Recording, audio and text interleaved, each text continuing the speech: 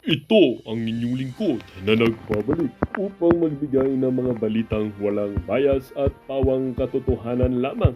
Ito ang Bayang Pinas.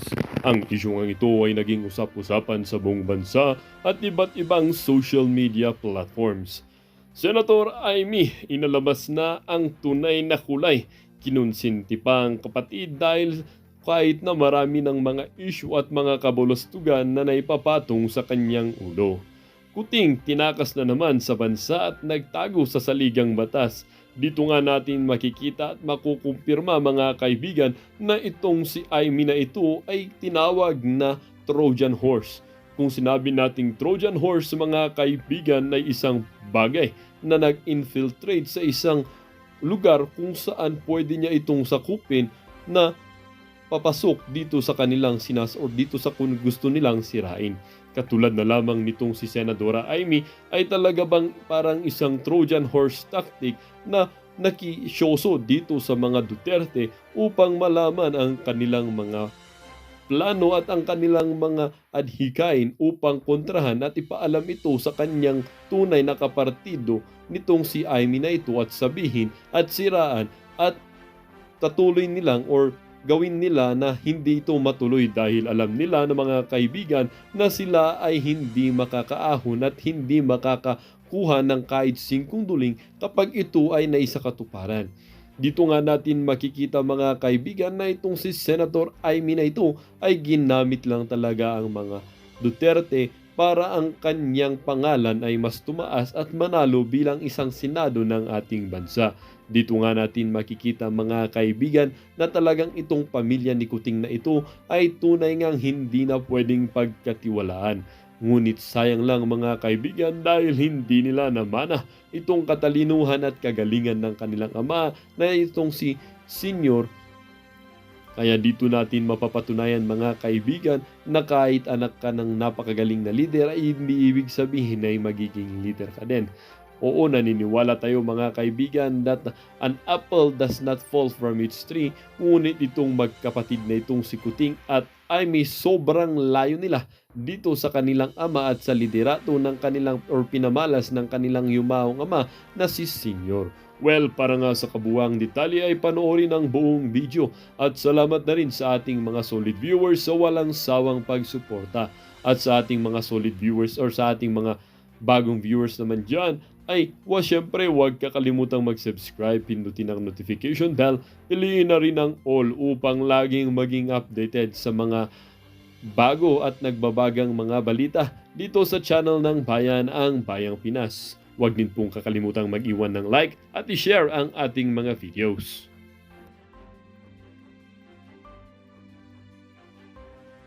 Aggressive stand. Look at Mig Subiri. Ha? Oh. Tingnan panduduro na yun. Ang lapit na sa mukha eh. Oh. Duro. Isa. Dalawa. Oh. Tatlo. Oh. Tatlong duro na siya. Wala pa kay Mig Subiri. Oh. Siya pa yung humamon. Dito mo makikita. Ha? Dito mo makikita ang ugali. Sa gesture pa lang tingnan nyo. Sino nang hamon? Anong gusto mo? Alam mo yun, ugaling kalye, ugaling kalsada. Anong gusto mo? Ngayon. Yan. To the rescue si kapatid Pia. Tingnan nyo. Sindak ng sindak. Sino yung naninindak? Sino yung naghamon ng anong gusto mo? Sino yung nanduro ng maraming beses? Tingnan mo, magmumura pa siya dito. Bakit? Sisigawan mo ako ng pakialam mo. Wala akong Anong pakialam mo? sindak ka ng sindak dito eh. Bakit? Sisigawan mo ako ng pakialam mo. Tahimik nga ako dito, sabi ni Mig Subiri.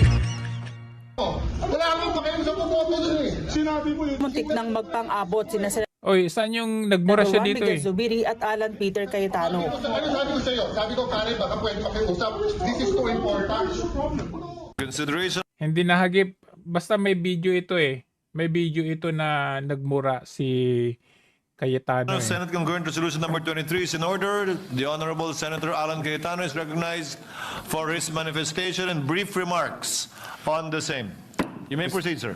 Mr. President, Mr. Minority Leader, Mr. Majority Leader, Sa sesyon kagabi pumalag si Zubiri sa biglang pagsingit sa pagtalakay sa Resolution number 23 ni Cayetano na nananawagan na magamit na mga residente ng Okay. So, hindi nahagip dito yung paghamo. Ay, nagmura siya dito eh. May putang something ganon. May ganong or tangin na ganon. Di ako sure. Basta, meron akong narinig na nagmura dito si Cayetano. So, alam mo, hindi ito, nagulat ako kasi hindi ganito yung pagkakakilala ko kay Cayetano. Mabait siya magsalita, very kalmado magsalita, very poised siya lagi sa kanyang mga interviews, sa kanyang mga speaking engagement. Nagulat ako, no? Kasi alam naman natin ang nangyari dito is off-cam to pinuto nila doon sa live ng Senate na ito. Pero syempre, may mga spectators dito na nakakuha ng video na ito. So dito mo makikita na behind the camera pala, marami kang mahuhuli na tunay na ugali ng mga tao. So isa ito sa nakita ko. So ngayon, kaya ko ito pinapakita kasi makikita mo pala talaga ang kulay ng isang tao pag fame, money, o yung interest mo ang nasasaling na, doon mo makikita ang ugali ng mga tao. But, way back up pala ni Zubiri, itong si Cayetano noong araw. Tingnan nyo to. Returning Senator Miguel Zubiri is backing the bid of Senator Alan Cayetano to become the Senate President. Zubiri says it's important for an ally of President-elect Duterte to get the Senate's top post to make it easier for the mayor to pursue his legislative agenda. Cayetano, for his part, is confident he can clinch the Senate presidency. He says he already has the support of... Siguro masama yung loob ni Cayetano kasi hindi siya yung naging Senate President. Ang naging Senate President in the Senate's history ay si Mig Zubiri. At least 14 senators. we're around 15 na of the last count. Kaya lang, yung iba nga, sabi, papaalam muna sila and nakaupo pa yung Pangulo ngayon. Tapos yung iba, syempre kasama nilang, we're not overconfident. But we're confident that everyone wants to support the President.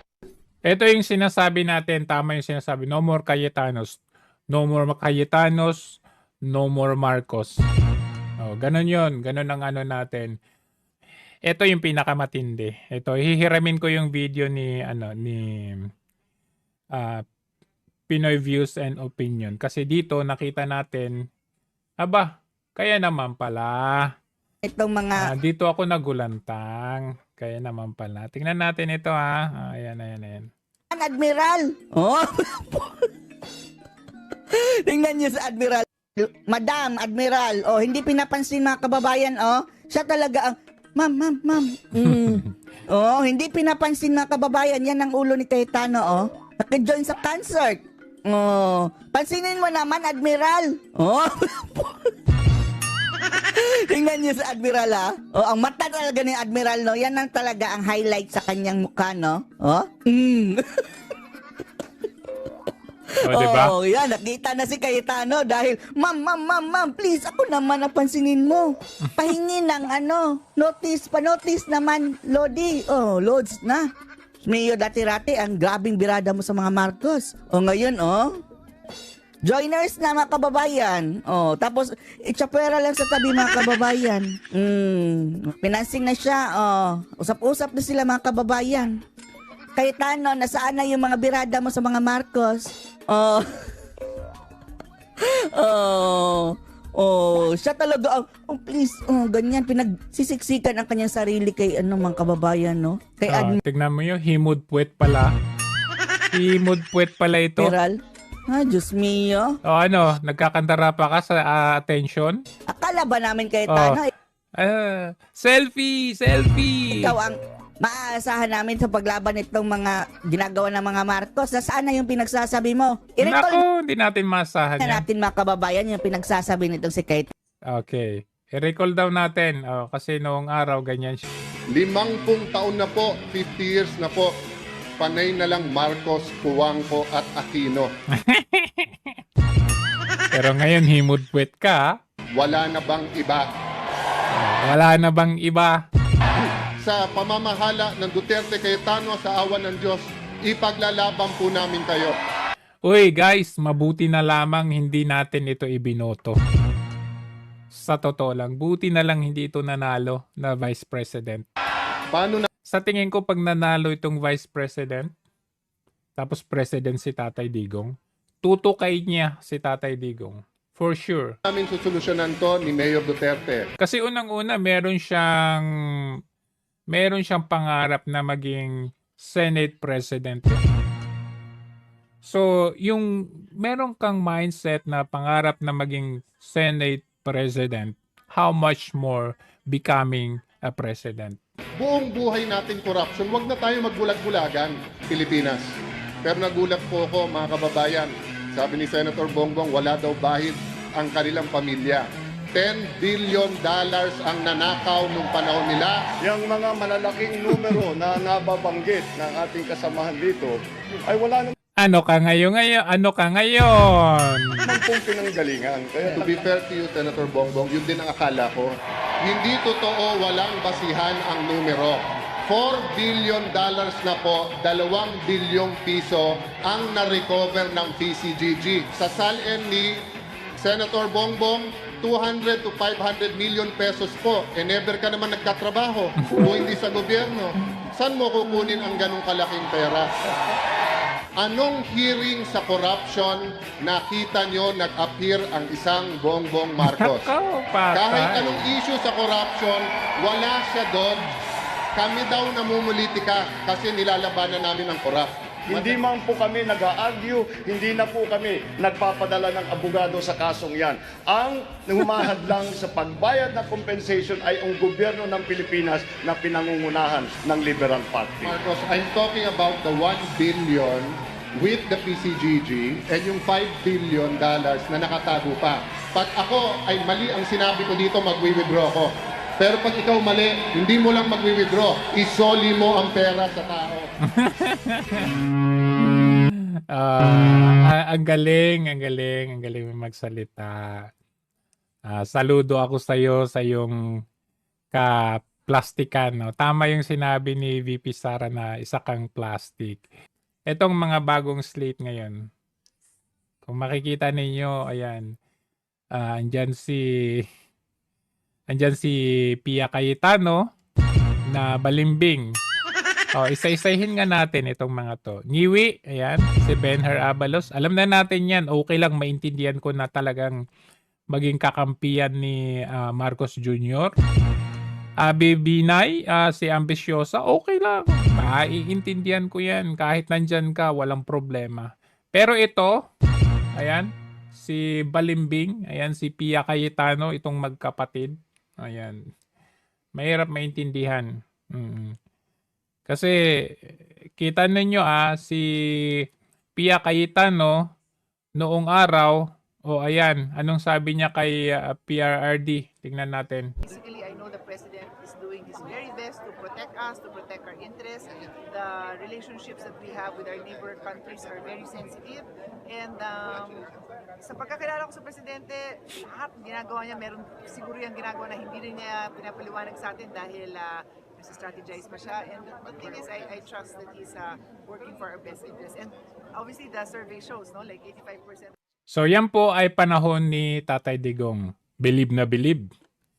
Kung paano ipagtanggol si PRRD, strategize at kung ano-ano, ganito, ganyan.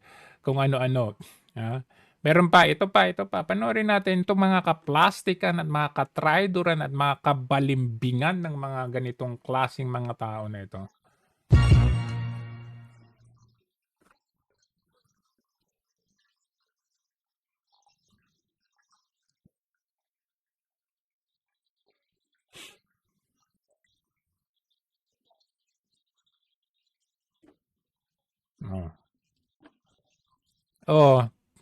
Tinatanong niya kung sino daw sa mga kandidato ang very clear ang plataforma.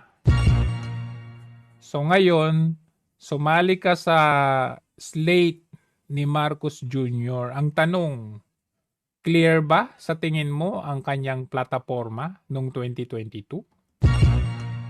Bakit ngayon nagsilipatan po kayo? Ano meron?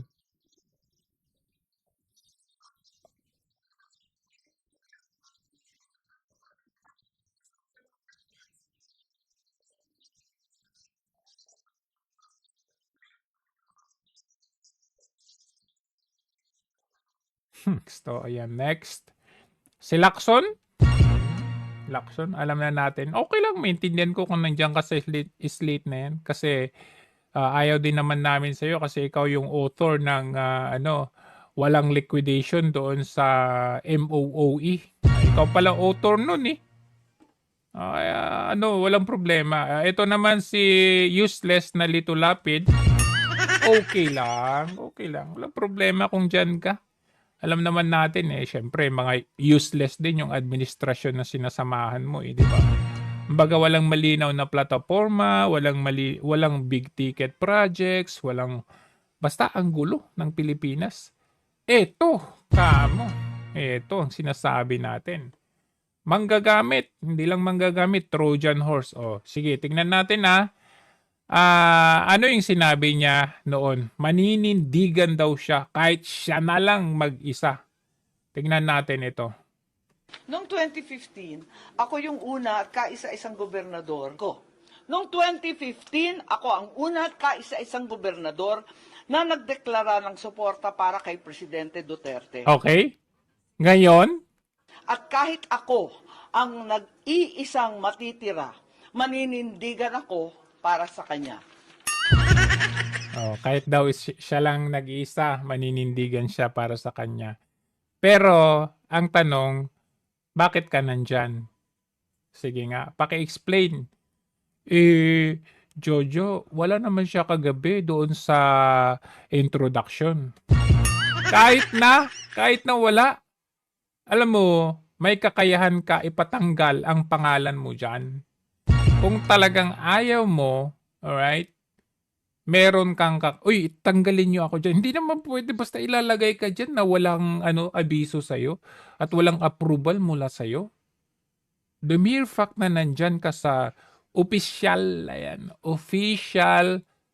administration slate yan. Pinakilala na po yan kagabi.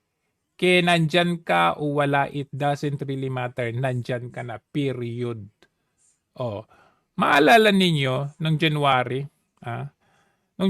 akala mo kung anong matalinghaga ang pinagsasabi nitong si Manang Aimee. Tignan natin. Ano sinabi niya dito? Sabi niya diyan, Nalalapit ko sa iyo ang bayang ito.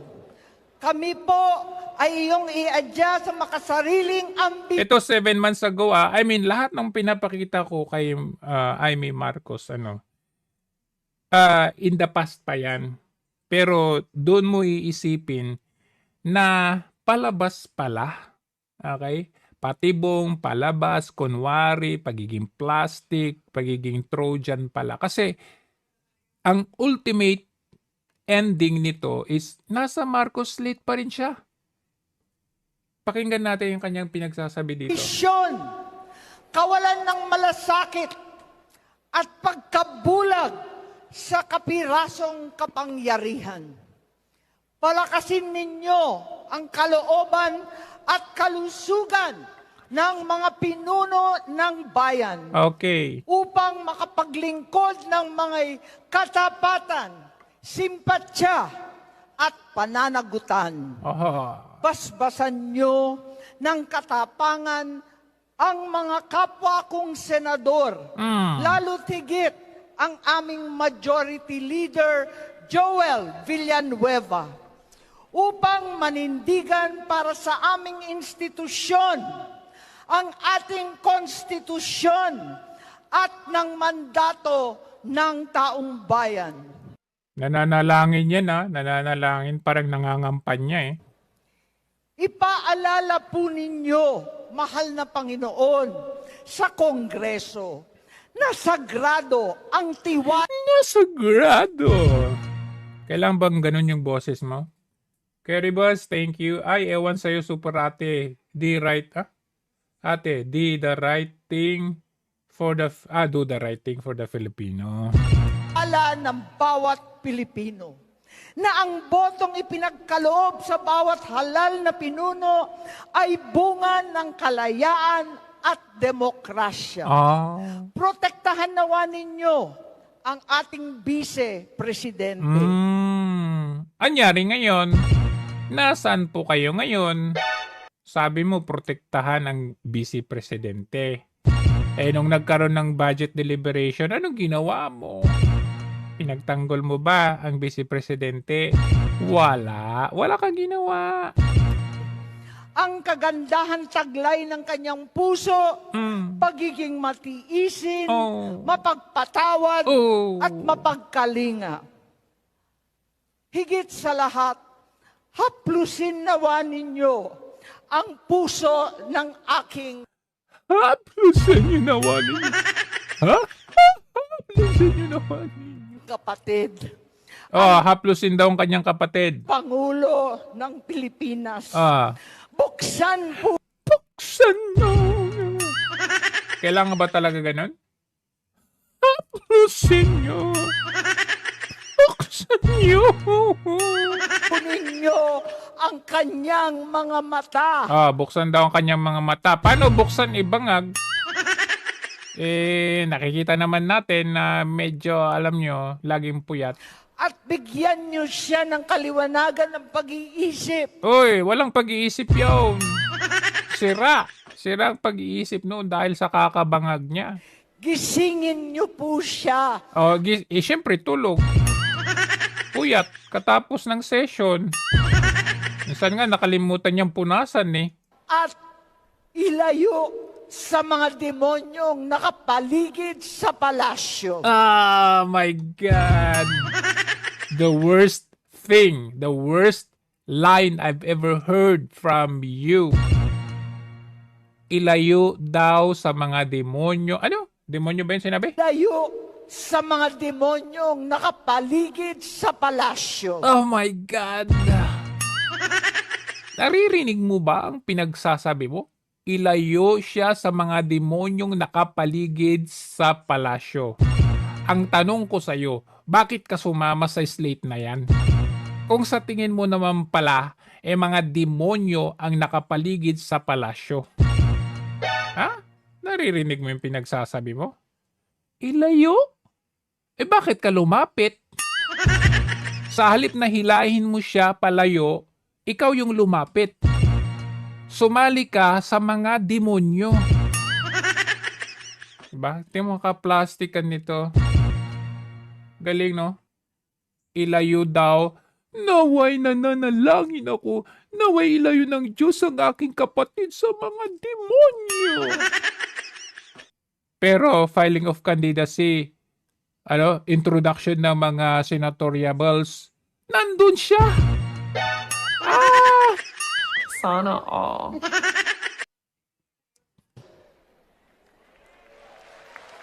Sabay palakpak. Ano ba naman to? Yung pinapapalakpakan yung mga demonyo nga Ipaalala ninyo sa kanya ang pangarap ng aming Ama. Anong pangarap ng inyong Ama? Mas maganda ibalik na lang ninyo yung mga ninakaw nyo. $10 billion dollars, sabi nga ni Kawatano Para sa ating bayan, maging gabay, sana ang kasaysayang maging gabay para sa bulsa. hubog sa aming pamilya. Napakinggan niya ang sumamo ng nakararami. January mo ito sinabi 7 months ago. Pero sumali ka pa rin sa kanila. Paano namin hindi ka tatawaging Trojan horse? Niloko mo lang si Sara Duterte. Pakaibi-kaibigan. Huwag bugyuin ang mga nagtiwala. Huwag sayangin ang pagkakataon. Huwag sayangin ang pagkakataon. Huwag na huwag ipaubaya ang... Huwag bayan sa mga sakim. Oh, ba't ka sumali sa mga sakim? Uhaw sa posisyon. Oh, sino uhaw sa posisyon? Sumali ka sa kanila para sure win, ganon? Wow, ang gagaling ninyo. Nakakaloko talaga kayong mga politiko kayo. Sure win. Oh, sino pa? Tingnan natin. Sino pa? Pacquiao. Nako, isa pa tong si Pacquiao na to. Nakakalimutan mo ba? Kaya ay, clown yung nakalagay dyan eh. Paano ba i-zoom yan? Oh. Huwag na i-zoom. Yan pala. Ay, sorry. Ayan. Pacquiao? Ano ba naman? Pacquiao? Ayan yung nakalagay dyan. Clown. O, walang word pero nakita natin picture ng clown. Tignan nga natin. Clown nga talaga, no? Kasi maalala ko, ang pinagsasabi nitong si Pacquiao noong araw. Tignan natin na. Sa posisyon na yan, i-review natin lahat ng mga... Ibalik ang nakaw na yaman. Yan ang sagot ni Senator Manny Pacquiao sa pagtakbo ni dating Senator Bongbong Marcos sa pagkapangulo. Ayoko kasing manira pero yung issue ng yaman na hawak ng mga Marcoses kung ano man yung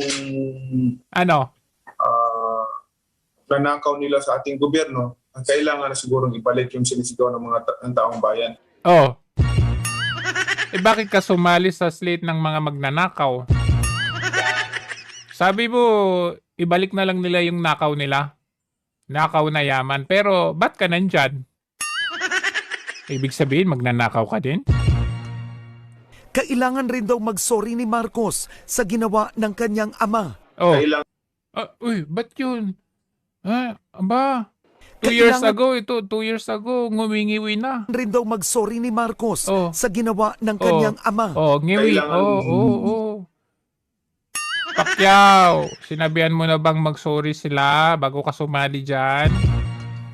Kung nagkamali ka, marunong kang humingi ng patawad. Hindi po yan tama na sabihin niya na wala pa siyang alam doon sa mga nangyayari nung panahon ng tatay niya. Actually, nakasuot po siya ng camouflage noon. Hindi niya pwedeng sabihin na wala siyang alam. Dismayado rin si Pacquiao sa mga pangakong napako ni Pangulong Duterte. Alam na this. Tulad na lang sa laban nito sa korupsyon. Anya, mali ang pagdepensa ng Pangulo sa mga opisyal ng DBM at tinira niya si Marcos, tinira niya si Duterte. Formally. Sorry to say that, but ang nangyayari po, siya po ang nagtitipisa po sa korupsyon. Dapat po hayaan na lang po ng ating Pangulo na gawin ang tungkulin, ang trabaho ng Senado o Congress na mag-imbestigahan yung mga gumagawa ng korupsyon. Kumusta pala yung, sabi niya kasi corruption eh. Kumusta pala yung kaso mo kay Conor McGregor? Naibalik mo na ba yung pera nila ni Conor McGregor doon sa kasi to itong si Pacquiao kailan ba yun? 2019 or 2020? Nag-agree ito na lumaban kay McGregor eh. Tapos yung paradigm promotion na yun under promotion ni McGregor yun, ni Conor McGregor. Nagbigay na ng pera sa kanya dito kay Pacquiao. Pero umatras si Pacquiao. Hindi si Conor McGregor yung kalaban niya. Merong kalaban dapat itong si Pacquiao under doon sa promotion ni Conor McGregor. Ibinigyan na ng pera itong si Pacquiao pero umatras siya. Hindi ko maalala kung sino yung kalaban niya nun eh. Dapat umatras siya. Hindi niya binalik yung pera. Ginastos niya. Ewan ko saan niya ginastos. Baka sa chicks niya. Tapos you have the guts na nagsasalita about sa corruption. Ngayon, sabihan mo si Marcos na ibalik yung nakaw na yaman at sabihin mo mag-sorry bago ka sumali sa slate na yan. Kasi kung hindi mo naman gagawin yun, isa ka na rin sa mga ganun. Isa ka rin sa mga magnanakaw. Ito, Mr. Budots, Bong Revilla. My God! Paano ito nasali? Paano ito? I mean, alam nyo, sa totoo lang, I don't remember if sinuportahan ng karamihan ito, no? Kasi nung panahon ni Duterte, nakita naman natin nakipag-close siya sa mga Duterte. Oo. Kaya nga kahit yung kaso niya with regard to doon sa ano yun, sa PDAP scam, 'di ba? Nakulong nga yan eh. Parang nabura ba sa atin yun. Pero ngayon makikita mo talaga paano napabalik ang mga to ulit. Samantalang meron na silang bahid.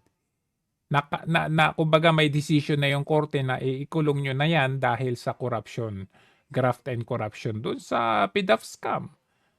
Paano nabalik yung mga to? Ito naman, pinakamatanda. Tumanda na lang sa Senado, Tito Soto na ito. O ito si Francis Tolentino. Ala, traidor. Diba? Wala na ako maano sa mga to. Grandstanding. Nepo baby. O syempre, anak mayaman. Dating mga anak ng dating politiko. Kumbaga itong mga to, walang ibubuga ang mga ito sa ating proper governance, sa tamang governance. Pag ito napasok ang isa sa mga ito sa Senado, wala na talaga mangyayari sa bansa natin kasi mga to nakikita ninyo kung saan sila ngayon, kung saan sila dati, kung sino yung sikat, kung sino yung current government, doon pala sila aapak. Tapos kapag wala ka na sa like for example nangyari kay PRRD, lilipat na naman sila ngayon. Kaya itong Cayetano na ito, magkapatid si Cayetano at saka syempre si Cayetano, si Alan Peter Cayetano, hindi siya tatakbo kasi incumbent naman siya. Pero nakita natin na dumalo siya doon sa concert ni Lisa Marcos wherein noong 2022 nung 2016, 2015 2019 ba? 2015 pala. Binira nitong si Alan Peter Cayetano si Marcos with regard doon sa nakaw na yaman. 'Di ba?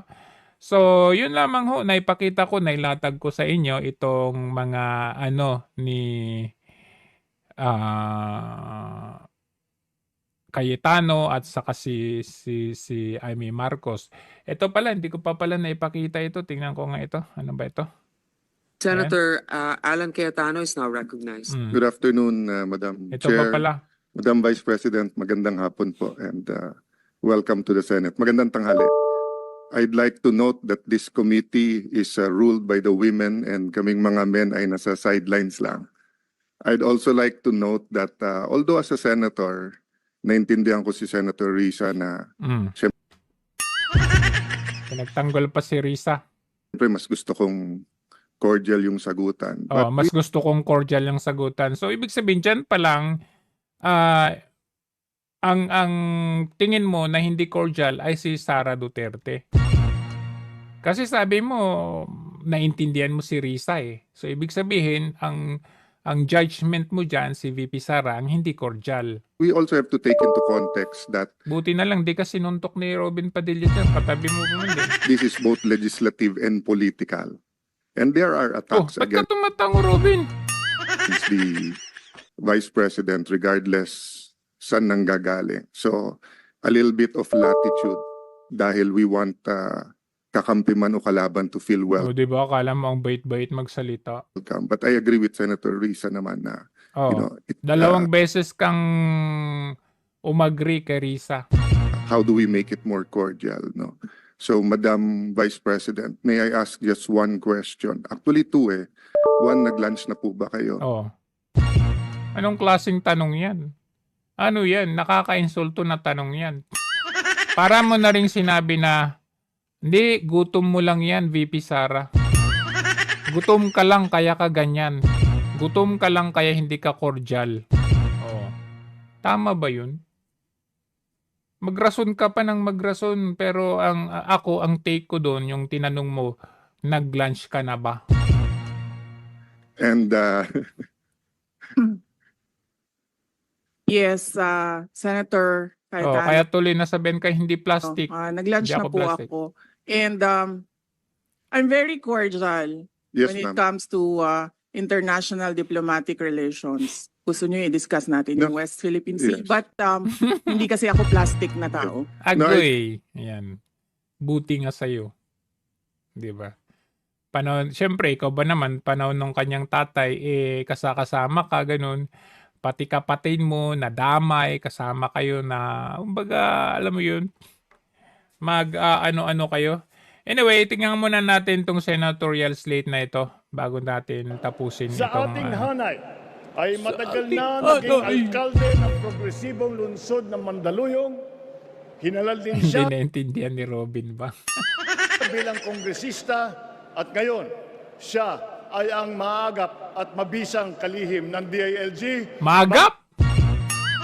Ano naging maagap Mga yan? kababayan, ang ating Mr. Gawa, hindi salita, Ah? Secretary Oh, Bernard ano nangyari doon sa Alitagtag? Ha? Ay, sabi ninyo si Pastor Kibuloy nasa underground. Nako, kawawang Pilipinas pag ito manalo. Nalo ko na. Ang susunod naman ng kanyang kagalingan, nasa lungsod na mahusay niyang pinamamalaan. Para siyang nanguuto ng bobola. Ang susunod naman yung, alam mo yung ganun gesture, yung body movement. Parang nag-uuto lang. Ang susunod. Mga kababayan, Mayor Abby Binay, hindi pwede ang pwede na, dapat better.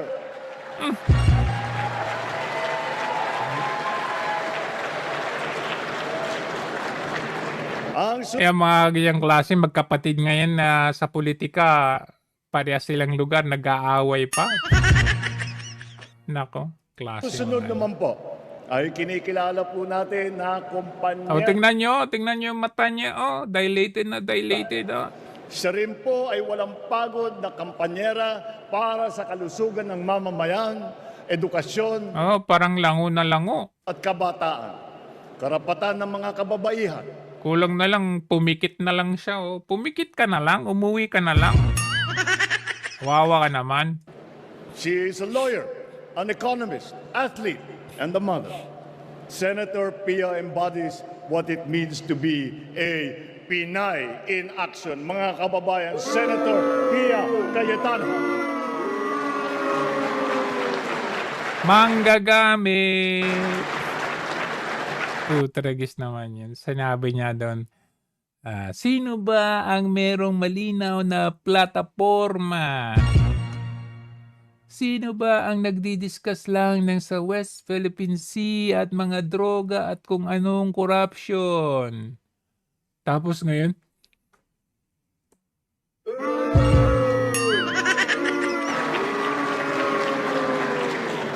Ito naman ay isang Grabe. officer and a gentleman na tapat at buong tapat ang kanyang sasabihin at gagawin. Ito ay laging nakaangkla sa motto ng kanyang alma mater. Ano? Courage, integrity, Ano? loyalty. Isa po siya sa tunay na nagsasabuhay sa mensahe ng aking SONA. Ang tama ay paglaban, ang mali ay labanan. What is right must be kept right.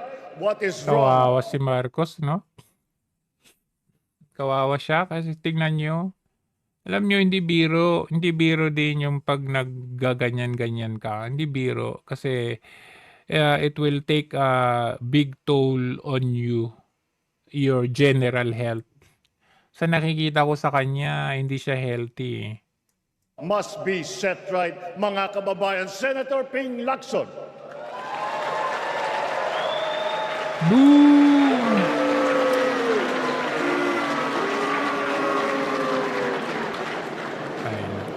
Sanay ring mamabatas ang susunod sa ating lineup. Nahasa bilang vice-gobernador na ngayon ay nasa Senado. Naging gobernador din ng lalawigan niya ng Pampanga. Mga kababayan, ang Supremo ng Senado, Senator Lito Putragis. Lapid. Grabe, ano? I mean, Ang susunod na tagapagtaguyod ng ating bandera ay sanayatang ang papangit ng mga sa hanay na ito. Siya ay walang